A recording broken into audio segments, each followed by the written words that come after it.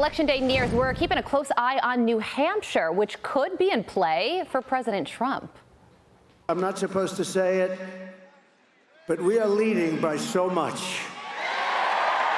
Even states that are typically never in play for 50, 60, 70 years, they seem getting close. Sir, New Hampshire is in play. I said, oh, that's nice. Let's make a trip.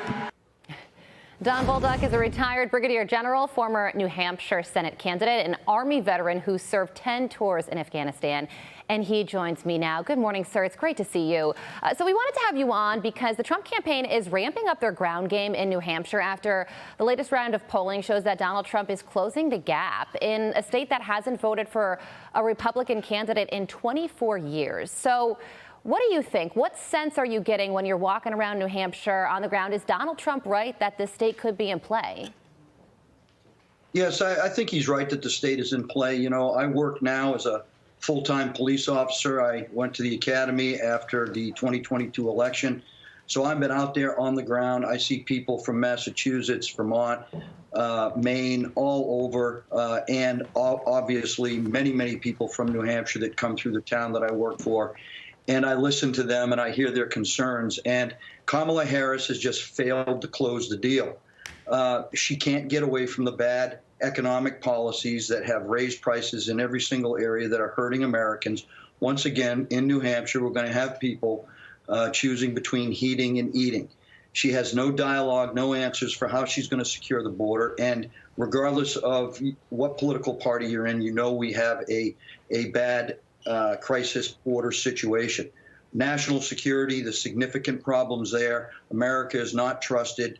Our military is weaker than it's ever been. We have a drug crisis, education. Our veterans are suffering more than they have been in a very, very long time. Education, medical costs. These are the things that Kamala Harris has failed to address.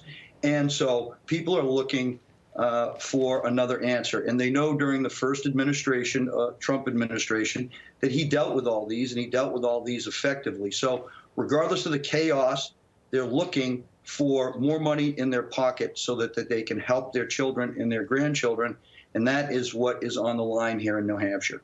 Okay, when it comes to gubernatorial races, according to the latest Fox News Power Rankings, New Hampshire is the one to watch. It is the only toss-up gubernatorial race in the country between Republican Kelly Ayotte and Democrat Joyce Craig. Kristen Sununu, who is a popular New Hampshire governor right now, not running for re-election, of course, endorsed Ayotte. So how do you see this one going?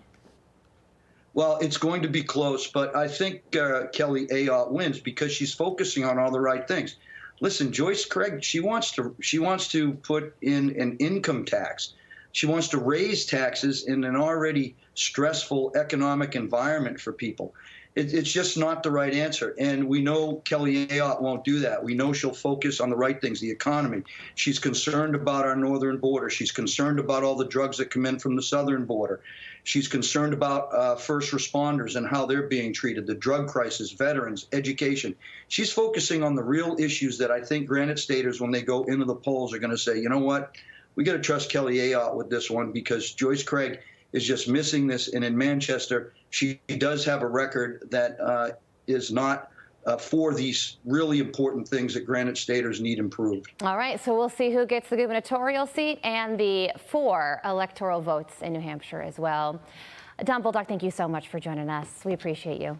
I'm Steve Ducey. I'm Brian Kilmeade. And I'm Ainsley Earhart. And click here to subscribe to the Fox News YouTube page to catch our hottest interviews and most compelling analysis.